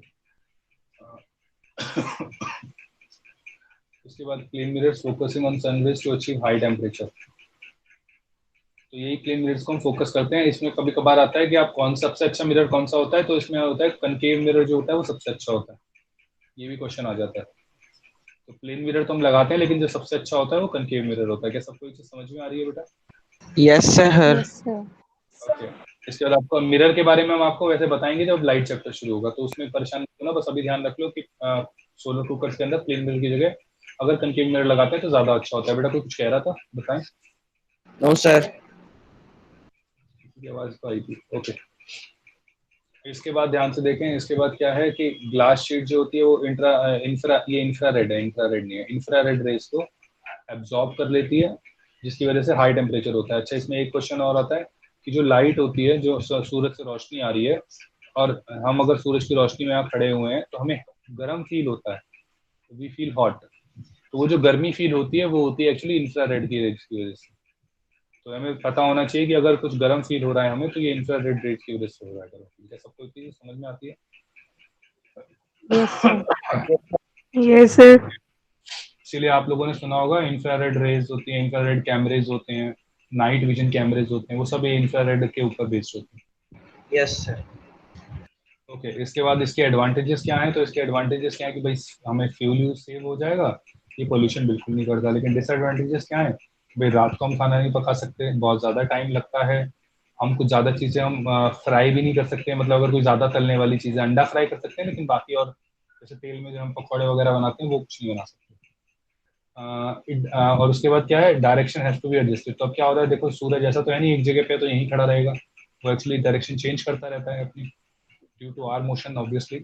तो अब वो जो हमारा मोशन की वजह से जब डायरेक्शन चेंज कर रहा है वो, तो इसका मतलब क्या है कि भाई उसको हमें जो मिरर है उसकी भी डायरेक्शन चेंज करनी पड़ेगी। तो इस वजह से इसमें दिक्कत आती है। क्या सबको यहाँ तक समझ में आता है? Sir okay. इसके बाद बेटा होते हैं सोलर सेल्स। सोलर सेल्स क्या करते हैं, ये सोलर एनर्जी को इलेक्ट्रिसिटी में कन्वर्ट करते हैं। इसके बाद इसकी जो बेसिक, जो सबसे छोटा सेल होता है वो एक्चुअली 0.5 वोल्ट से 1 वोल्ट के बीच में होता है, और जो पावर होती है इसके अंदर वो 0.7 वोल्ट होती है। ठीक है, ये इसकी रेटिंग होती है, इस सेल की जो रेटिंग है वो ये होती है। इसके बाद सिलिकॉन जो होता है वो बेस्ट होता है यूज करने के लिए, और सिल्वर जो होता है इंटरकनेक्शन के लिए यूज होता है, लेकिन जो ज्यादा यूज होता है वो सिलिकॉन यूज होता है। अब सिलिकॉन यूज होता है तो इसलिए सिलिकॉन जो होता है वो महंगा होता है, इस वजह से जो सोलर सेल्स है उसकी कॉस्ट भी ज्यादा होती है। लेकिन अगर हम इसको सर मास में, हाँ बेटा। सर सिलिकॉन एक सेमीकंडक्टर है तो यही क्यों यूज होता है मतलब? बेटा क्योंकि एक्चुअली क्या होता है, सिलिकॉन की वजह से ना हम मतलब पोटेंशियल डिफरेंस क्रिएट कर पाते हैं इसके अंदर। सिलिकॉन ना एक ऐसा मटेरियल है जिसके अंदर एक्चुअली हम क्या करते हैं, इसको ना सिलिकॉन को एक्चुअली हम करवाते हैं, इसे हम कहते हैं कुछ और मटेरियल इसमें ऐड करा देते हैं, इम्प्योरिटी ऐड करते हैं सिलिकॉन के अंदर। क्योंकि सिलिकॉन की जो मतलब मतलब जो शेल होती है वो कम्प्लीटली हाफ फिल्ड होती है। ठीक है, तो अब क्या करते हैं उसमें ऐसा मटेरियल करवा देते हैं, एक ऐसा मटेरियल जिसके अंदर इलेक्ट्रॉन ज्यादा होते हैं, और एक ऐसा मटेरियल करवाते हैं जो दूसरी जगह लगाते हैं जिसमें इलेक्ट्रॉन ज्यादा होते हैं। तो एक में एक्सेस ऑफ इलेक्ट्रॉन होते हैं और एक में डेफिशिएंसी होती है। तो जिनमें डेफिशिएंसी होती है उन्हें कहते हैं होल्स। ठीक है, तो अब क्या होता है कि अब सेमीकंडक्टर इसलिए यूज करते हैं क्योंकि अगर कंडक्टर यूज करेंगे तो उसमें सिर्फ इलेक्ट्रॉन ज्यादा होंगे, और अगर सेमीकंडक्टर करेंगे, सॉरी इंसुलेटर करेंगे तो उसमें इलेक्ट्रॉन होंगे ही नहीं। जबकि हमें ऐसा नहीं चाहिए, हमें चाहिए थोड़ा सा डिफरेंस हो, बस ज्यादा डिफरेंस ना हो, इसीलिए हम सिलिकॉन को यूज करते हैं इम्प्योरिटीज के ओके साथ। सर। कैसे, तो समझ में तो ओके। इसके बाद होता है एडवांटेजेस। तो एडवांटेजेस क्या है कि कोई भी मूविंग पार्ट नहीं होता, और ध्यान रखना अगर कोई मूविंग पार्ट नहीं होगा तो कोई फ्रिक्शन नहीं होगा, फ्रिक्शन नहीं होगा तो मेंटेनेंस नहीं चाहिए होगी, तो लंबे टाइम तक चलती है ये चीजें। इसके बाद लिटिल बहुत, मतलब कोई मूविंग पार्ट नहीं होता तो बहुत कम मेंटेनेंस चाहिए होती है, that is what is written. ठीक है, ओके। उसके बाद क्या था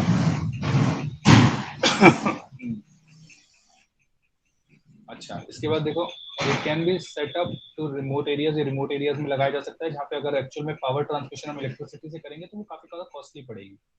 अब ऐसा लगाओ एक दूर दराज में गांव में कराया जहाँ पे सिर्फ 10 लोग रहते हैं, अब वहाँ पे कॉस्ट जो ट्रांसफर की है वही हमारी 10 करोड़ लग गई।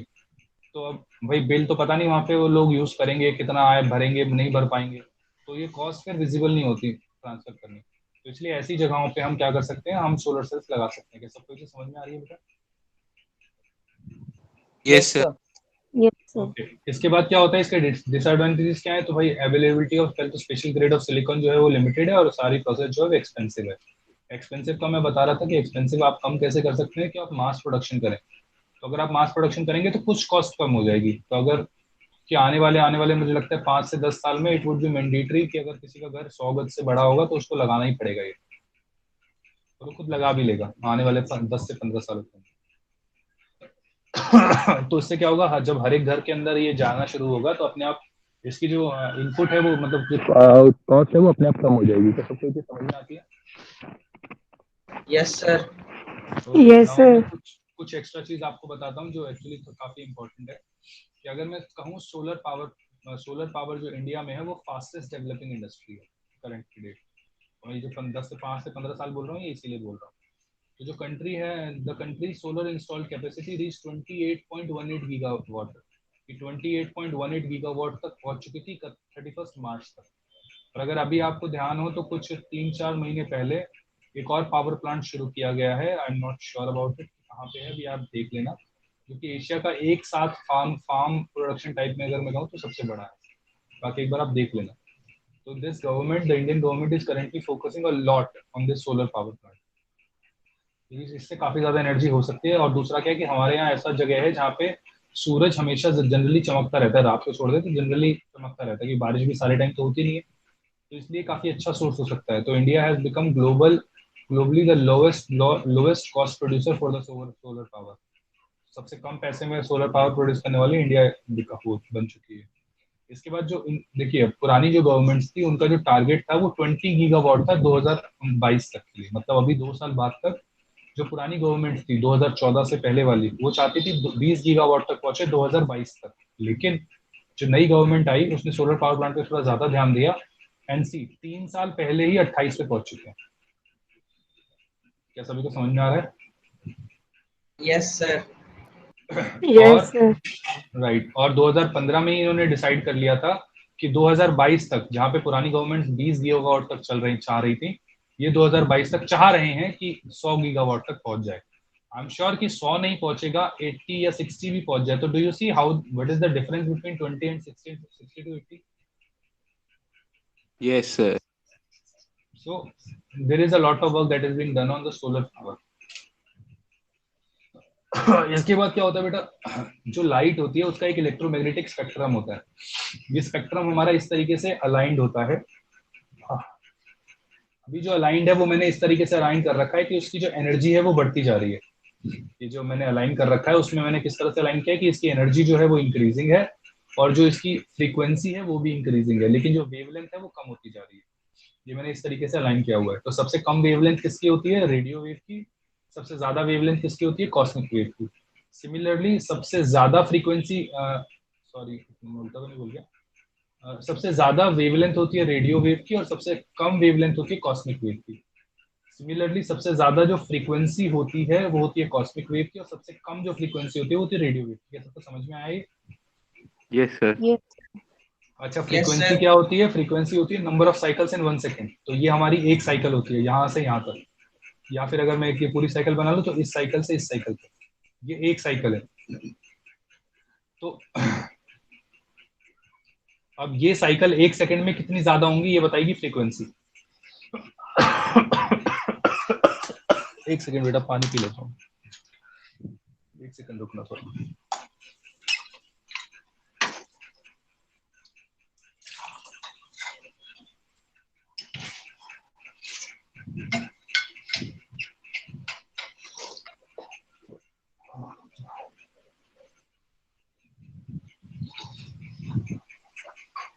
ओके, हाँ तो मैं क्या कह रहा था बेटा कि जो तो सबसे पहले आता है रेडियो वेव, फिर आता है माइक्रोवेव, फिर आता है इंफ्रारेड, फिर आता है विब और उल्टा लिख लो, अल्ट्रावायलेट, एक्सरे, गामा रे और कॉस्मिक रे। अब इसको याद कैसे करना है? देखो मैंने अपना पैटर्न बना रखा है, आप लोग अपना बना सकते हैं। अगर आपको इससे समझ में आता है तो आप इससे बना दें। तो मैंने क्या बना रखा है, देखो रेडियो को डालेंगे माइक्रोवेव में। रेडियो को किस में डालना है? माइक्रोवेव में। रेडियो को डालो माइक्रोवेव में, ठीक है। उसके बाद विब्योर लिख लो उल्टा। ये ना, रिपीटिंग इट, रेडियो को हमें डालना है, रेडियो पहले हो गया, रेडियो को हमें डालना है माइक्रोवेव में, और उसके बाद मैं विब्योर को उल्टा लिख लूंगा, VIBGYOR। क्या सबको यहाँ तक समझ में आता है? Yes, sir. अब यहाँ पे रेड है, अगर यहाँ पे रेड है तो इसके बगल में आ जाएगा इंफ्रारेड, इसके बगल में आ जाएगा इंफ्रारेड। अच्छा, अगर यहाँ पे वॉयलेट है तो इसके बगल में आ जाएगा अल्ट्रा वॉयलेट। क्या यहाँ तक समझ में आया सबको? Yes, sir. Yes sir. Radio को डाला माइक्रोवेव में, विब्योर को उल्टा लिखा, रेड के बगल में इंफ्रारेड डाल दिया और यू की जगह में अल्ट्रा वायलेट डाल दिया। इसके बाद सीधा एक्स आता है, तो एक्सरे, तो जो हम एक्सरे करवाते हैं तो यूवी और एक्स आता है। यूवी के बाद अल्ट्रा वायलेट के बाद एक्स आएगा, ठीक है। तो इससे जस्ट थोड़ा सा रिलेट कर सकते हो, मैंने ऐसे कर रखा है, बाकी आप देखते हैं। तो ये एक्सरे हो गया। उसके बाद 2 बचती है, गामा और कॉस्मिक, तो वो आप अपने हिसाब से अरेंज कर सकते हैं। क्या सबको इसे समझ में आई थोड़ी थोड़ी? Yes, sir. Yes sir. Yes, sir. Yes, sir. इसके बाद जो होते हैं, जो इंफ्रारेड होती है, देखो रेड जो होती है has the most amount of energy that is coming from sun in the form of light. Infrared जो होती है उसके अंदर ही सबसे ज्यादा, मैंने बताया था, जो हीट होती है वो इंफ्रारेड की वजह से होती है। Yes, sir. मैंने बताया था अभी। अभी जो बताया था कि अगर हम धूप के अंदर खड़े होते हैं तो हमें गर्मी लगती है, तो गर्मी जो लगती है वो इंफ्रारेड की वजह से लगती है। Yes sir. तो ये यही बता रहा है कि infrared has the most amount of energy that is coming from sun. Sir इसके बाद क्या है कि infrared is the part of light which is carrying the heat, जो मैं अभी आपको बता ही रहा था। इसका थर्मल कैमराज होते हैं, ये मैंने आपको बता ही दिया कि थर्मल इमेजिंग के अंदर यूज होते हैं, जो इंफ्रारेड रेडिएशन कैमराज होते हैं, जो रात को भी देख, नाइट विजन कैमराज जिसे हम कहते हैं। क्या सभी को यहाँ तक समझ में आता है?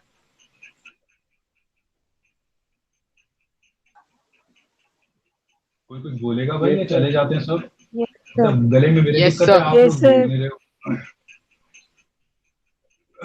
ओके, इसके बाद क्या है कि एनर्जी फ्रॉम द सी। तो एनर्जी फ्रॉम द सी, अब सी से हमें कौन कौन सी एनर्जी मिलती है? तो टाइडल एनर्जी मिलती है, वेव एनर्जी मिलती है और ओशियन थर्मल एनर्जी मिलती है। क्या सबको यहाँ तक समझ में आता है बेटा? Yes sir. Yes, sir.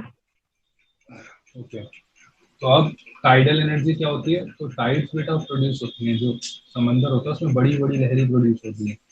तो बड़ी बड़ी लहरें जनरली किस वजह से प्रोड्यूस होती हैं? कि जो सन और ये जो मून है और ये जो अर्थ है, इन दोनों के बीच में ग्रेविटेशनल फोर्स होती है। तो दिन का एक टाइम ऐसा होता है जिसमें ये पास पास होते हैं, तो पास पास होते हैं, तो ये जो मून है ये अट्रैक्ट करता है पानी को अपनी तरफ।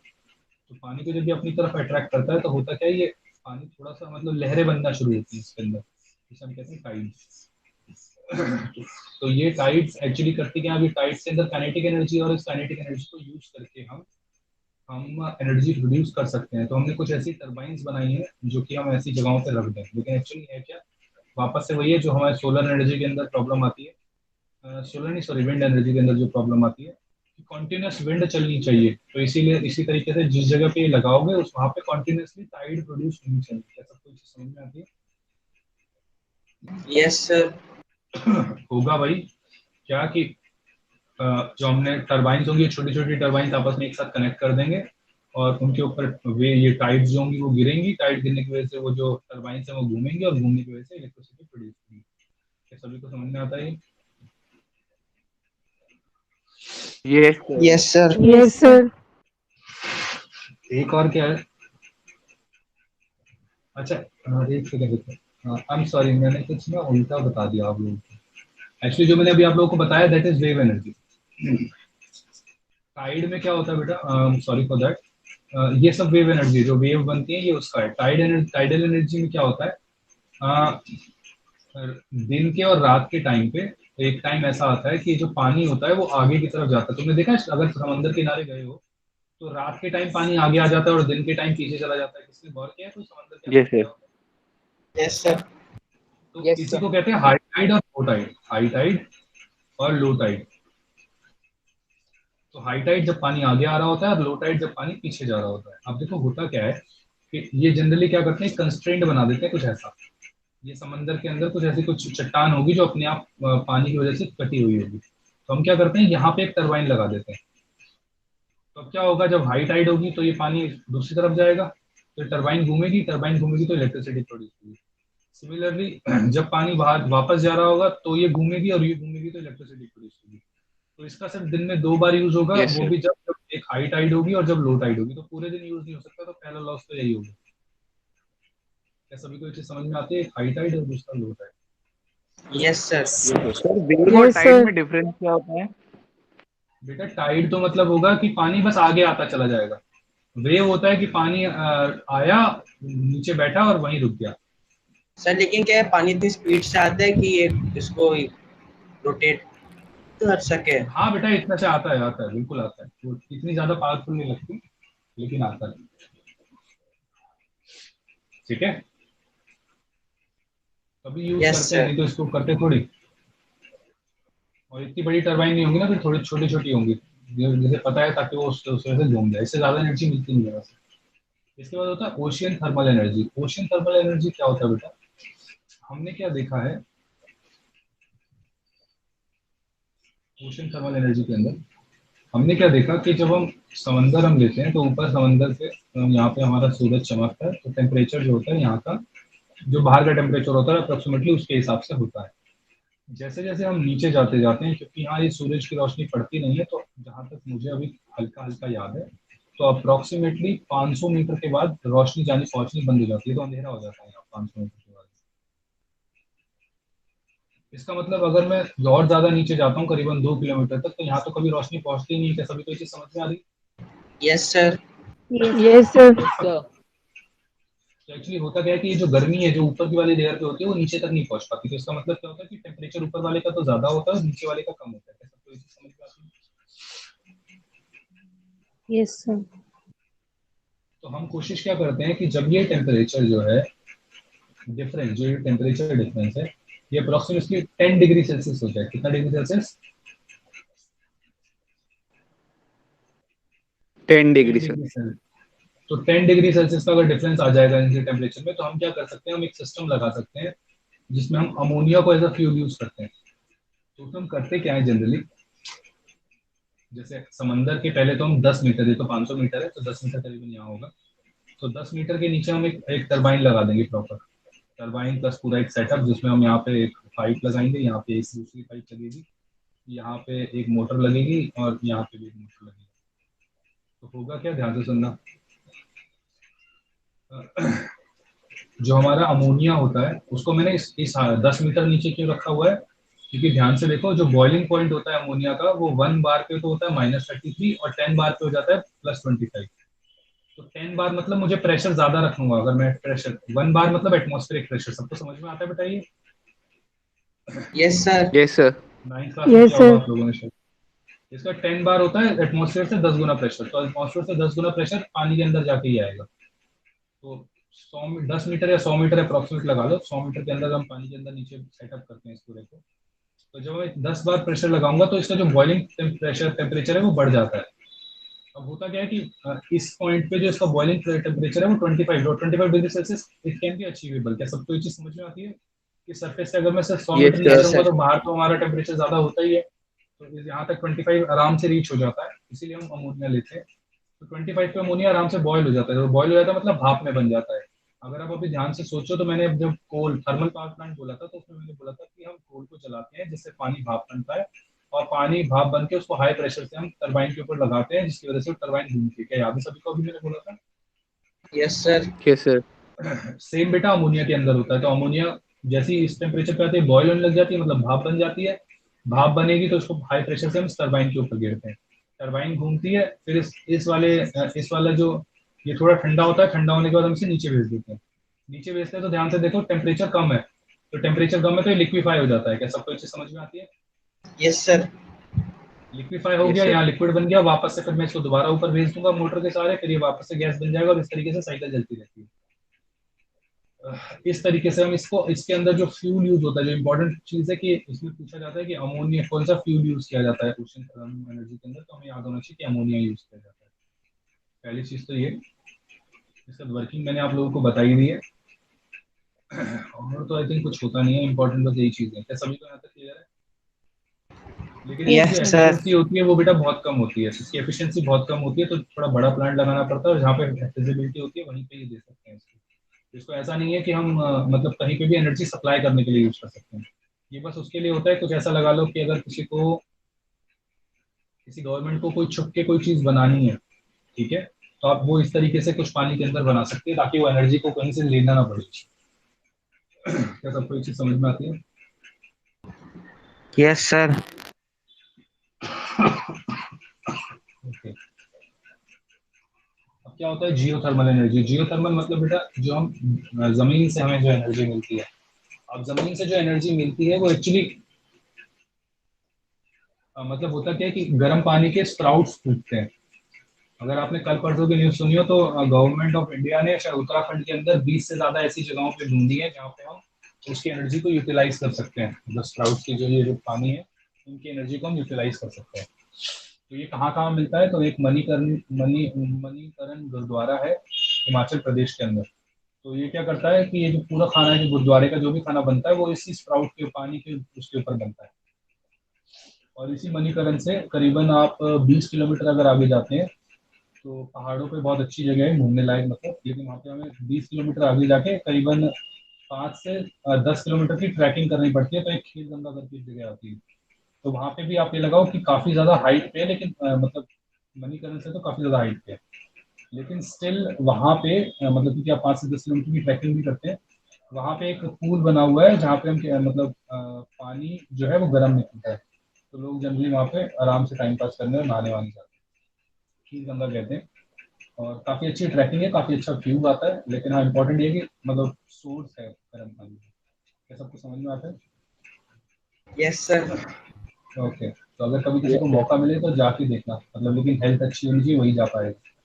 तो दादा दादी के साथ नहीं जा सकते, मम्मी पापा के साथ जा सकते हो, तक जब घुटनों में दर्द ना हो, नहीं तो ट्रैकिंग नहीं हो पाएगी वाली।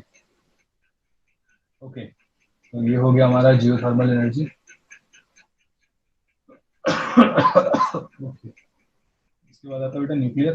बेटा न्यूक्लियर में काम करता हूँ, आपको अगले लेक्चर में पढ़ाता हूँ। आज का लेक्चर में आज यहीं खत्म करता हूँ, इसलिए मेरा भी गला थोड़ा साथ देना बंद कर रहा है। तो न्यूक्लियर फिजन और फ्यूजन में आपको अगले चैप्टर में पढ़ाता हूँ, और उसके बाद फिर हम अगले चैप्टर में दोनों डीपीपी सॉल्व कर लेंगे। क्या सभी को समझ में आ रहा है बेटा? Yes sir. Yes sir. Yes sir. तो अगले लेक्चर में आप लोग डीपीपी आपकी पहले से ही हैं, तो अभी जैसे ही अपलोड होगा, पहले ये नोट्स अपलोड होंगे, एक बार दोबारा इनको पढ़ लेना, एक बार एनसीईआरटी पढ़ लेना, और उसके बाद जो भी डीपीपीज हैं इसकी वो प्रैक्टिस करना। ठीक है, तो आप लोगों को समझ में आएगा कि मतलब आपसे हो भी पा रही है नहीं हो पा रही। तो इनकी जो भी वैल्यूज है, मतलब एक एक वर्ड जो लिखा हुआ है वो इसके अंदर इंपॉर्टेंट है, तो प्लीज मेक श्योर कि आप इन चीजों को याद रखें और इससे बाहर कहीं नहीं आए हैं। क्या सभी को क्लियर है बेटा यहाँ तक? ठीक है। Yes sir. Yes, sir. तो अगले लेक्चर में हम कुछ और कहानियां, एक दो कहानियां और सुन लेंगे, और न्यूक्लियर फिजन और न्यूक्लियर फ्यूजन पढ़ेंगे। आई थिंक इसके बाद के चैप्टर कंप्लीट ही है, यही दो चीजें रहती है। राइट, बस यही दो चीजें हैं, उसके ऊपर बस कुछ थोड़ी बहुत कहानियां हैं जो एक दो कहानी एक्स्ट्रा ऐड कर दूंगा। बाकी आई थिंक आज के लिए लेक्चर कंप्लीट है बेटा। सभी पुरानी डीपीपीस कर रहे हो बेटा या नहीं कर रहे हो? सर कर रहा हूँ। बेटा सर कंप्लीट कर रहे करनी हैं। चाहिए, क्योंकि मैं इस बार मतलब इस वीक में अभी संडे आएगा जब, तो उसमें मैं चेक करूंगा, जिस बच्चे की कंप्लीट नहीं होगी मैं उसके घर पे फोन करवाने वाला हूँ, तो प्लीज मेक श्योर आप लोगों की कंप्लीट है। ठीक है, okay okay sir. Sir. I don't want to call, मैं चाहता नहीं हूँ कॉल करूँ, लेकिन हाँ अगर नहीं करोगे तो फिर आई नहीं, राइट। तो प्लीज टेक केयर, अपना आप लोग का ध्यान रखना, सेहत वेहत का, पढ़ते रहना, ज़्यादा बाहर बाहर मत जाना, मास्क वास्क लगा लेना। Yes sir. चलो, बाय बाय फॉर एवरीवन आज के लिए। Bye good sir. Night sir. Good night sir. Sir good take night care. Sir. Okay बेटा, Good night, sir. Good night everyone.